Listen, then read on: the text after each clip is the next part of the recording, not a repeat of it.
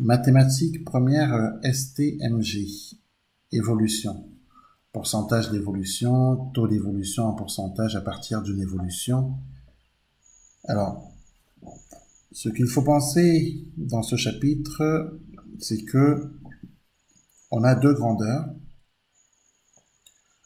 VI et VF, VI grandeur initiale et VF grandeur finale. Il se trouve que qu'une grandeur évolue d'une valeur initiale VI à une valeur finale VF. Et ce qui nous intéresse, c'est le taux d'évolution de cette grandeur.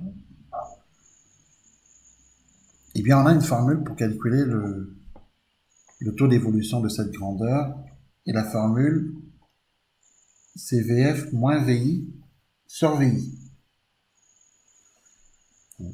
VF moins VI sur VI, valeur finale moins valeur initiale sur valeur initiale. Le taux d'évolution en pourcentage est T%.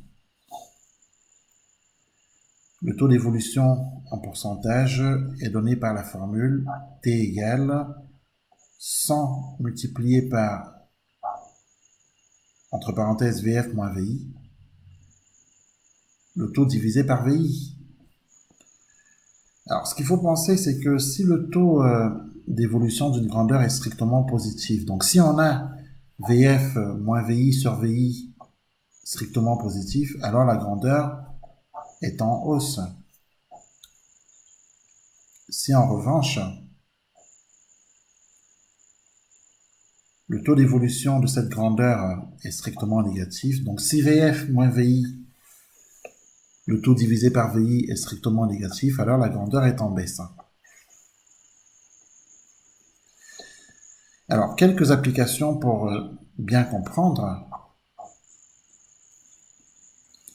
Alors, première application, le salaire d'un employé est augmenté en passant de 1540 €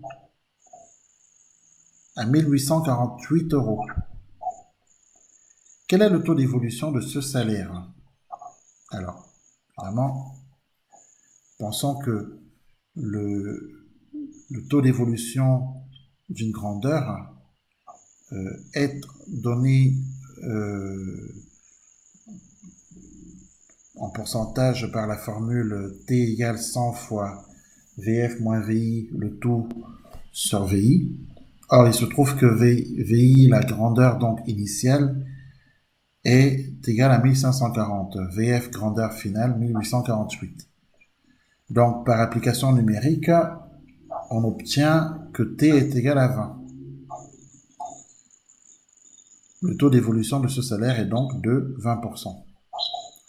Notons que le taux d'évolution de cette grandeur est de 0,2, valeur qui est strictement positive, ce qui nous permet d'affirmer que la grandeur est en hausse. Application suivante. Le stock d'une entreprise subit une baisse de 270 kg à 207 kg. Question, quel est le pourcentage de baisse du stock de cette entreprise?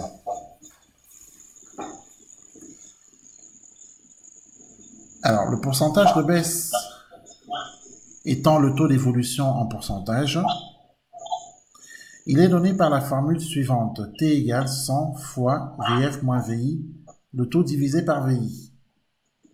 Or, la valeur initiale est de 270 et la valeur finale est de 207. Alors, on remplace, application numérique, on trouve que T est environ égal à moins 23,33, ce qui permet de conclure que le stock a baissé de 23,33% environ.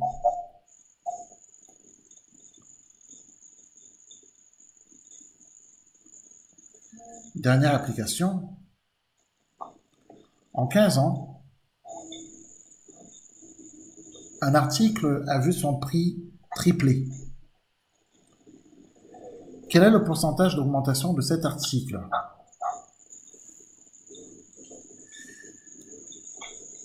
Alors, ce qu'on doit penser, c'est que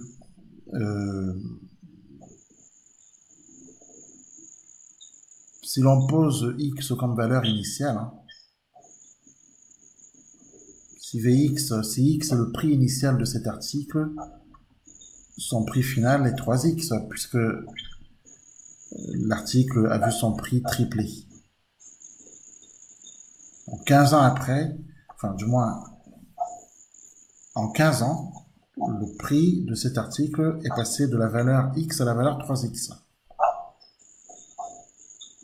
Calculons le taux d'évolution en pourcentage du prix de cet article. Le taux d'évolution est donné par la formule T égale 100 multiplié par VF moins VI, le taux divisé par VI. On trouve que T égale 200. En conclusion, cet article a subi une augmentation de 200%. Alors, le taux d'évolution à partir d'un pourcentage coefficient multiplicateur. Alors, ce qu'il faut penser, ce qu'il faut retenir, pour augmenter une valeur de t%, on parle bien ici d'augmentation, eh bien, il faut multiplier cette valeur par 1 plus t sur 100. Rappelons que 1 plus t sur 100 correspond à ce qu'on appelle un coefficient multiplicateur. Donc, en clair, si j'ai une valeur A donnée et que je veux augmenter cette valeur A donnée de t%, ben je multiplie cette valeur A donnée par le coefficient multiplicateur 1 plus t sur 100 qui correspond à cette hausse. Et j'obtiens une valeur B augmentée, donc plus supérieure à une valeur A.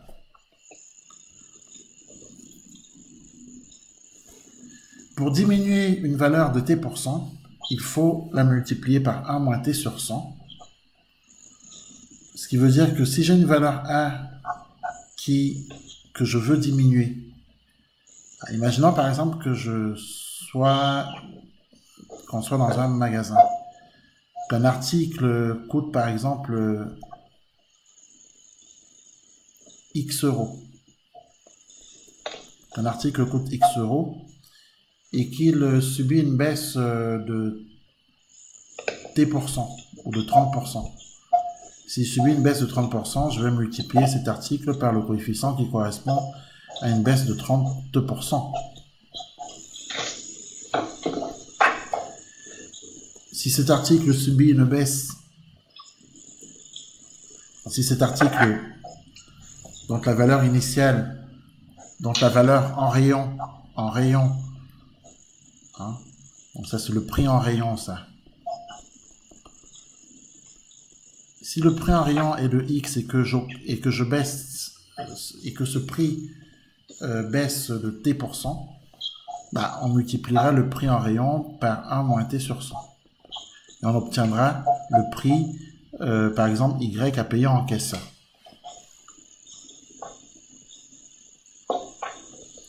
Donc, par exemple, ici, prix en caisse. Voilà, l'idée c'est ça. Hein. T est le taux d'évolution. Et comme je le disais, les nombres 1 plus t sur 100 et 1 moins t sur 100 sont appelés coefficients multiplicateurs. Si le coefficient multiplicateur est supérieur à 1, il s'agit d'une hausse. Si en revanche le coefficient multiplicateur est inférieur à 1, il s'agit d'une baisse. Voilà pour nos applications aujourd'hui. Est-ce que c'est bien compris? Oui. Très bien. Bon, on s'arrête là. D'accord. Et on reprendra ça lors d'un prochain cours.